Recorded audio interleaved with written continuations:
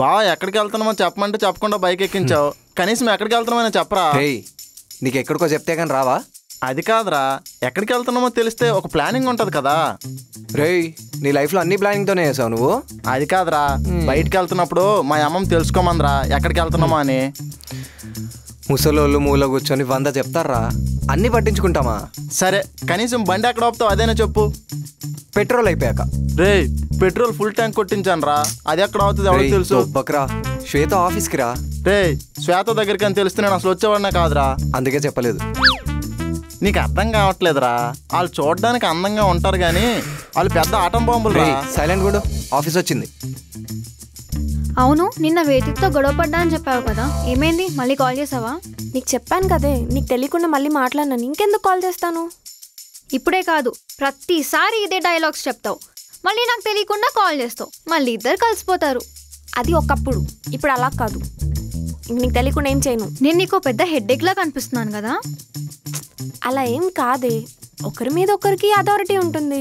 నువ్వు నా మీద అదే ఫీల్ అవుతావు, కొన్ని సిచ్యువేషన్స్లో నేను నీ మీద అదే ఫీల్ అవుతాను. ఈసారి వేదిక కాల్ చేసినప్పుడు నాకు ఇవ్వు, నేను చూసుకుంటా వాడి సంగతి. నేను వాడిని హ్యాండిల్ చేయగలనే. నువ్వు హ్యాండిల్ చేసే టైంలో నాకు హ్యాండ్ ఇచ్చేలా ఉన్నావు. అంటే వాడు బాగా సెంటిమెంట్ డైలాగ్స్ కొడతాడు. సో మనం అమ్మాయిలమే స్ట్రాంగ్గా ఉండాలి, ఆట బొమ్మలం కాదు. నువ్వెంత స్ట్రాంగో నిన్న రోడ్డు మీద చూసాం కదా. వాడు స్ట్రేంజరే, వాడితో కొంచెం పొలైట్ గానే బిహేవ్ చేయాలి, లేకపోతే నా రఫ్ ఆడించేదాన్ని.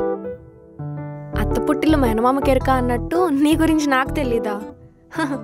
రివర్స్ లో నువ్వే నీ గురించి చెప్పేసుకున్నావు. వా వా వా వా. రోడ్ మీద కొంచెం డేర్గా బిహేవ్ చేయాలి, అంతే కదా? అది నువ్వు చెప్పినంత ఈజీ కాదమ్మా. ఏదో ఒక రోజు చూస్తూ ఉండు, నేను నిన్ను ప్రొటెక్ట్ చేస్తాను.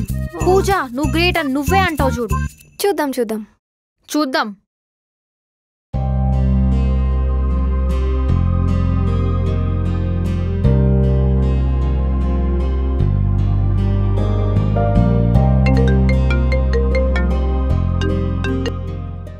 హలో హలో పూజ, ఏం చేస్తున్నావు? వర్క్ చేస్తున్నా సార్. ఆఫీస్కి ఎవరైనా వర్క్ చేయడానికి వస్తారు, గాడిదలు గాయడానికి ఎవరు రాడు. ఏం చేస్తున్నావు వర్క్? అంటే అది వేరే ప్రాజెక్ట్ ఒకటి. Come to my cabin. ఎవరే ఫోన్లో? ఇంకెవరు, మన హింసరాజు. వాడు బ్యాంకాక్ శాండ్విచ్ మసాజ్కి వెళ్ళాడంట కదా, అప్పుడే వచ్చాడా? అక్కడ కూడా వాళ్ళని హింసించుంటాడు. వాళ్ళు వీడిని భరించలేక నగర బహిష్కరణ చేసుంటారు వాడిని. అదే జరుగుంటది. అయినా ఇప్పుడేమంటున్నాడు? నన్ను క్యాబిన్ కి రమ్మంటున్నాడు. కేర్ఫుల్, వాడు కళ్ళతోనే స్కాన్ తీస్తాడు. అది బయట వాళ్ళకే, మనలాంటి వాడిని వాడేం చేయలేడు. నువ్వైతే జాగ్రత్త. ఎందుకు? నువ్వు కూడా రా, ఇద్దరం కలిసి వెళ్దాం. సరే పద. మూసుకొని కూర్చో, ఐ కెన్ హ్యాండిల్ హిమ్.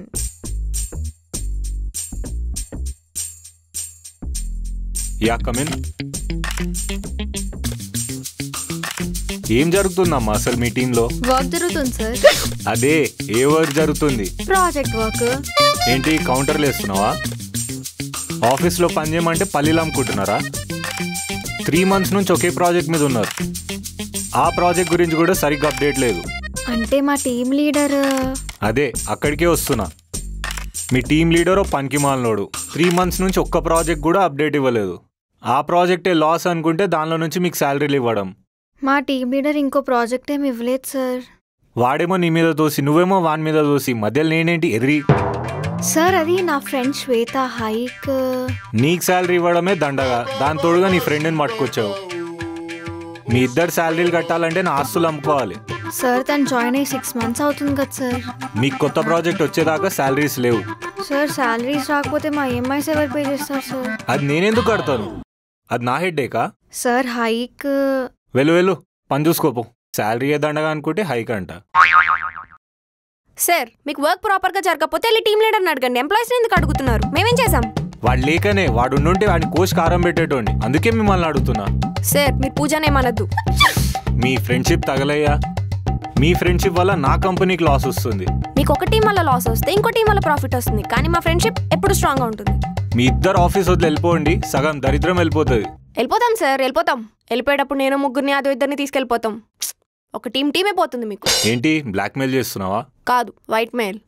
జరగబోయేదని ముందే చెప్తే దాన్ని వైట్ మెయిల్ అంటారు. సరే ఇప్పుడు ఏం చేయమంటావు నన్ను? ప్రాబ్లం ఎవరితోనో వాళ్ళతోనే వెళ్ళి మాట్లాడండి, మమ్మల్ని ఏమనకండి. సరే మేడం, సెలవు ఇచ్చారు కదా, దయచేయండి. నేనేం చేయాలో చేస్తాను. ఓకే.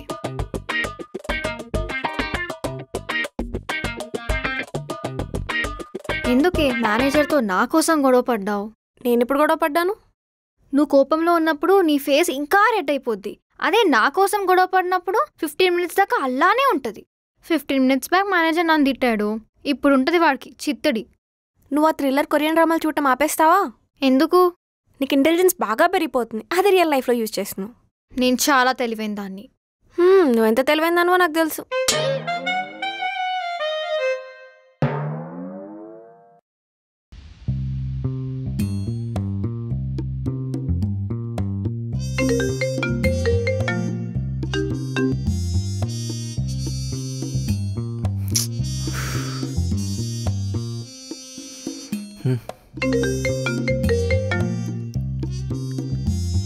మళ్ళీ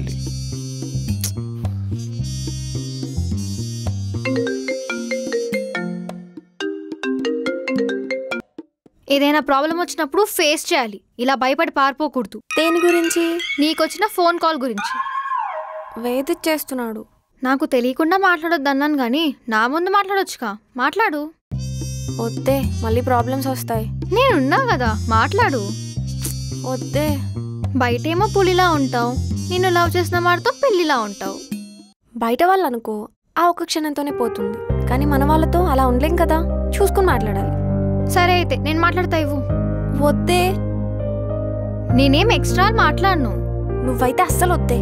సరే నువ్వే మాట్లాడుకో, ఎందుకు చేశాడో కనుక్కో మరి.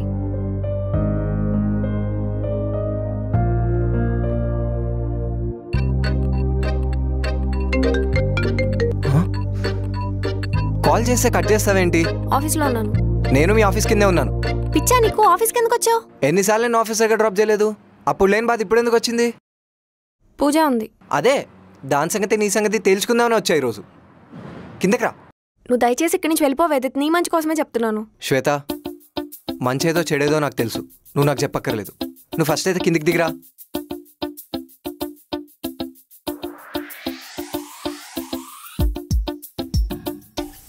దీనమ్మ కాల్ కట్ చేస్తుందేంట్రా?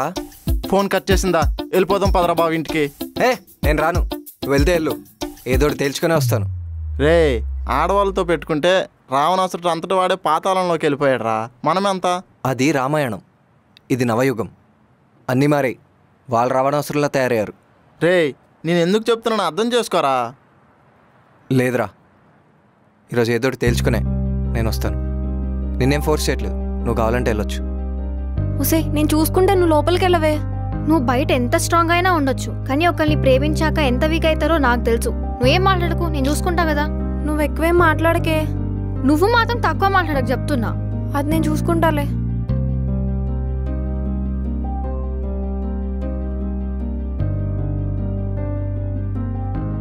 ఇక్కడేం మాట్లాడుకో, మనం బయటికి వెళ్దాం.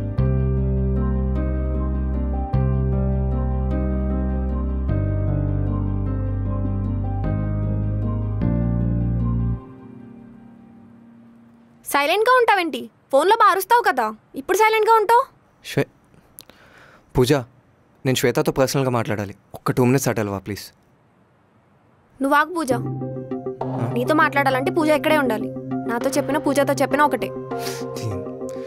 నిన్ను ముద్దు పెట్టుకుంటే తన్ని పెట్టుకున్నట్టేనా? Mind your words. తను మాట్లాడేది బాగుందా? ఎందుకు వేదిత్ మధ్యలో పూజను లాగుతున్నావు? నేనేం లాగట్లేదమ్మా, అదే మధ్యలోకి దూసుకొస్తుంది. అది ఇది అనంటే పళ్ళు రాలిపోతాయి నీకు. అవును మరి, నువ్వు రాలగొట్టడానికే 25 ఏళ్ళ నుంచి పెంచుతున్నావు పళ్ళని. వేదిత్, మనం తర్వాత మాట్లాడుకుందాం. ఏం తర్వాత మాట్లాడేది? ఏదైనా ఇక్కడే తేలిపోవాలి. మన ఇద్దరం లవ్ చేసుకుంటున్నాం శ్వేత, నువ్వు నాకు టైం ఇవ్వట్లేదు, స్పేస్ ఇవ్వట్లేదు. అసలు నీతో ఏమైనా పర్సనల్గా మాట్లాడదాం అంటే ఎప్పుడు నీ పక్కన పూజ ఉండాలంటావు. అసలు ఏమనుకుంటున్నారు మీ ఇద్దరు? మా ఇద్దరు గురించి మాకు క్లారిటీ ఉంది. ఆ క్లారిటీ మాకు ఉండాలి కదా. శ్వేత, నీకు విషయం చెప్పనా, నువ్వు లైఫ్లో ఎప్పుడు బాగుపడతావు తెలుసా? నీ పక్కన ఇది లేనప్పుడు. మా ఇద్దరు గురించి మాకు తెలుసు, నువ్వేం చెప్పాల్సిన అవసరం లేదు. నువ్వు కూడా లైఫ్లో ఒకరిని కోల్పోతావు కదా, అప్పుడు తెలుస్తుంది. వేదిత్, నా ఫ్రెండ్ గురించి మాట్లాడే రైట్ నీకు లేదు. నేను అసలు పడేవాది నీకు ఏమైనా అర్థమవుతుందా? నువ్వు అర్థం చేసుకోవడానికి ట్రై అయినా చేస్తున్నావు. అసలు నేను వల్ల ఎంత స్ట్రెస్ ఫీల్ అవుతున్నా నీకు అర్థమవుతుందా? మీ వల్ల నాకు స్ట్రెస్ పెరుగుతుంది, మీ ఇద్దరి వల్ల. శ్వేత, ఇదంతా కాదు, నీకు నేను కావాలా పూజ కావాలా? పూజనే ఎక్కువ.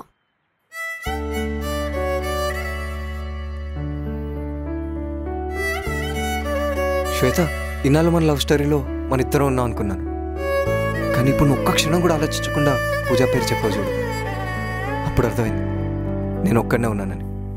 అర్థమైందిగా, దయచేయి. నీ ఫ్రెండ్ ఏమంటుందో విన్నావా? ఇందాకే చెప్పాను కదా, నేను చెప్పిన అది చెప్పిన ఒకటే.